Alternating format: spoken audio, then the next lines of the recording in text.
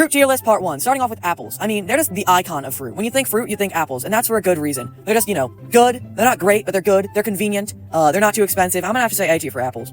And then bananas. I feel like they're just as common as apples, but they're less of an icon, you know what I mean? When you think fruit, you think apples, you don't think bananas. That's like the second thing you think about. But they're just as good, It's just a nice, convenient snack. I'm gonna have to say A tier as well. Alright, next up is plums. They're not really as common as apples and bananas, but they're still good. I feel like they actually do taste better, but just because they're not that convenient, I'm gonna put them in B tier. Like, think about it. They have a pit, for one thing, and they're really juicy. You know what I mean? Like, they could easily stain your shirt.